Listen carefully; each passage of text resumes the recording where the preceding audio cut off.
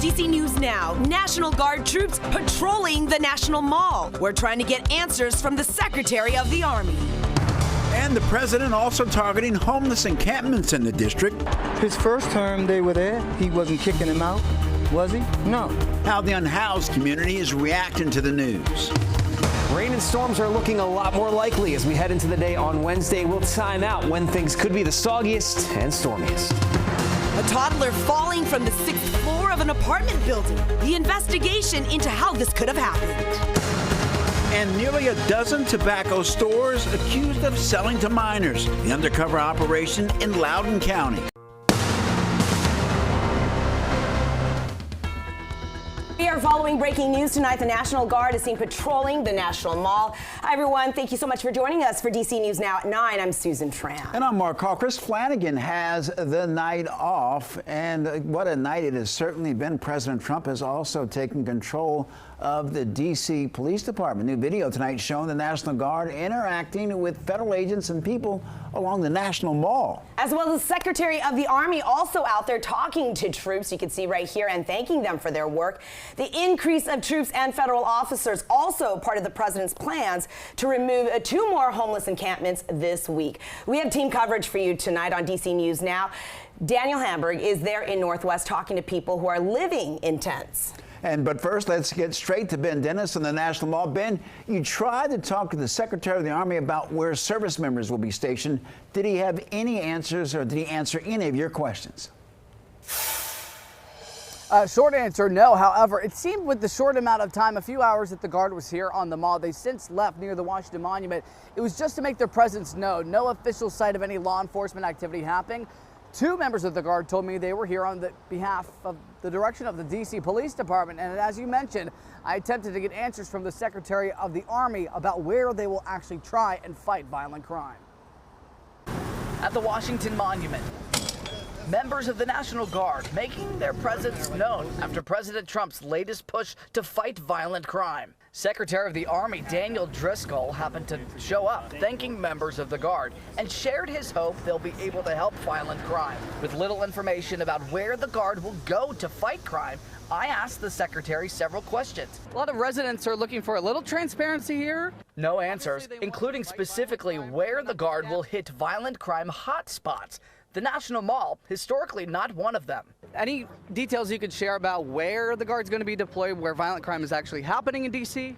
President Trump will not be deterred. Earlier, White House Press Secretary Caroline Leavitt said 850 officers and agents were brought into D.C. overnight. 23 people were reportedly arrested, including for homicide, gun offenses, drug possession with intent to distribute, plus 6 illegal guns allegedly seized. A White House official tells me none of those arrests were made by the National Guard, saying they were not out on the streets last night, and the Guard is not conducting arrests at this time. After a meeting with U.S. Attorney General Pam Bondi, which she called productive, D.C. Mayor Muriel Bowser and Police Chief Pamela Smith insist MPD officers will work alongside federal partners. What we've done at this point is we have provided the team, the administrator, with a strategic plan on how we will provide resources around our city. How we do business, how we fund the police, how we make changes, none of that has changed.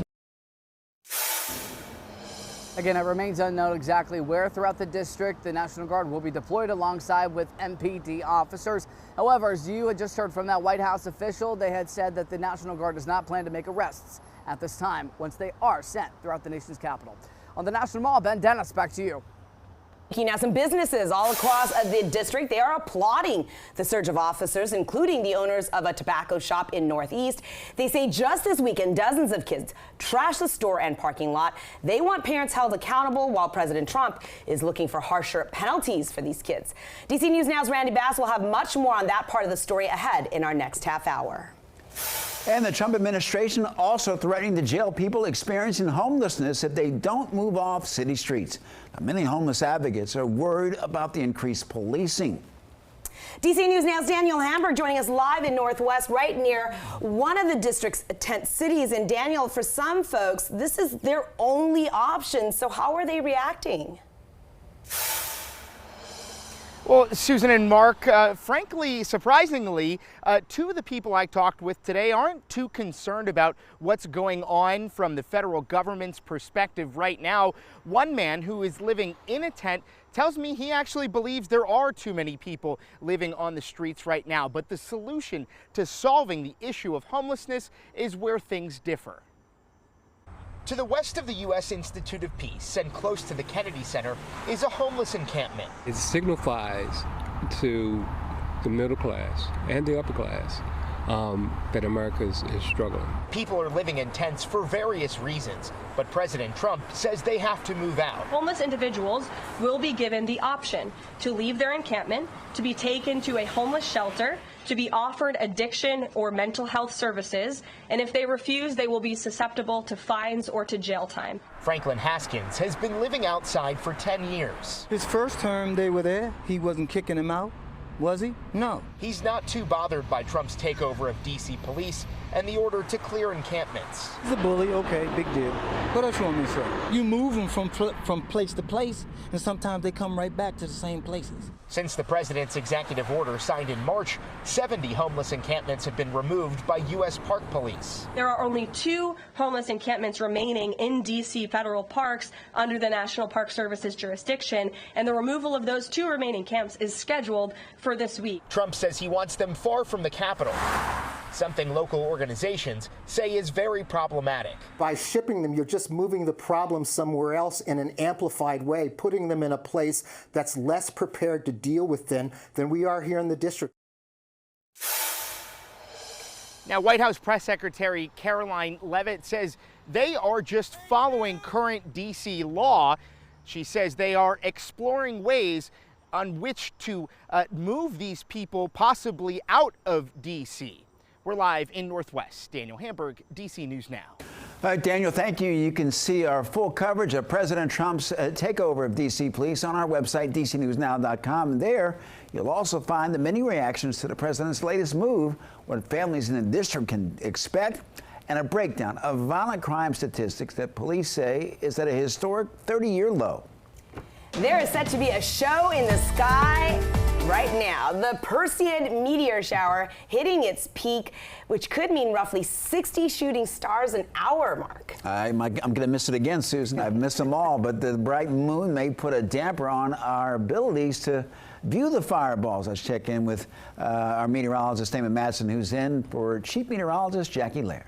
Yeah, I mean, hey, if we have a chance when we walk out tonight, guys, we have to take a peek just in case. Because, I mean, the skies are clear. If the moon doesn't dampen things down too much, you might be able to catch that out there tonight. And it's a warm one to enjoy it. You don't have to worry about those temperatures as we are holding on to some of the heat that we built up throughout the day. It's still 82 degrees in the district. How about mid-80s as you head up into Hagerstown and Frederick? We're seeing a few upper 70s across northern Virginia, southern Maryland.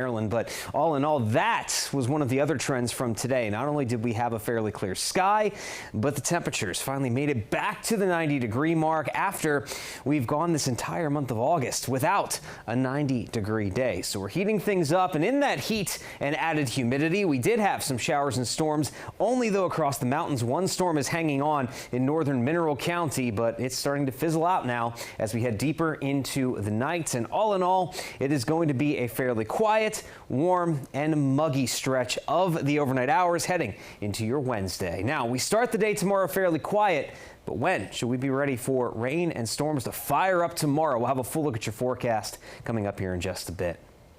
All right, Damon. Virginia firefighters rescuing a woman from a second floor of this burning home this morning. They arrived at the Arlington home to find flames just ripping through the roof. She was taken to the hospital and is expected to be okay.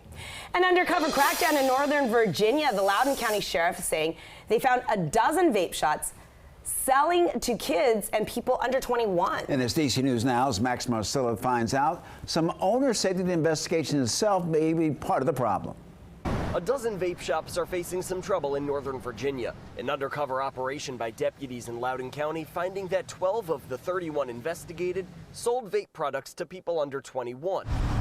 These 5 busted for the second time in the last 2 years. I think they're doing a fantastic job. At least one vape shop owner says it was an honest mistake. In their case, he says the mistake was miscalculating the age on an ID and mistakenly recognizing the undercover deputy as a regular. I'm not surprised that they're doing it. I mean, it's all about the money, right? While this operation exposed part of the problem, it clearly is not all of it. A survey last year of Loudoun County youth found that 18% say it's easy to get their hands on vapes. 17% say it's easy to get their hands on drugs. And while some of that is happening at these vape stores, at least one person says the majority of it is happening at schools. They're still growing. Their brain is still developing. The hope for this Ashburn mother is the latest busts will create more conversations at the dinner table. The good news, the number of kids who say vapes are easy to get has dropped over the last 2 years. The hope from the county sheriff is penalties will change behaviors at these shops. The first offense, $500 for the business, $100 for the employee. The second time is a $2,500 fine for the business and the chance they lose their license. It's unclear if any of these 5 have lost their licenses, but all were open and making sales on Tuesday. I would agree partly that enforcement helpful, but at the same time it's also parents' responsibility as well. In Loudoun County, Max Marcilla, DC News Now. All right, let's talk about making the grade in Maryland. Older students in Montgomery County will have different grading systems when they start school later this month. And this will impact students from grades 6 through 12, and final grades will be based on the average of marking period grades. Now, it's going to be more clear when students can retake a test and when their assignments are due. Plus, the district says that students will get feedback quicker on their work. Over in Northern Virginia, students in Prince William County will see a new bus routing system when they head back to class on Monday, which are set to be more reliable and more efficient. School officials saying that you can also check on the schedule through your students' online portal. There will also be a way for you to track the bus in real time. All you have to do is use the Easy A to B app. And summer is already over for some Virginia students. It was the first day of school for kids at the Stafford and Spotsylvania counties and Manassas City.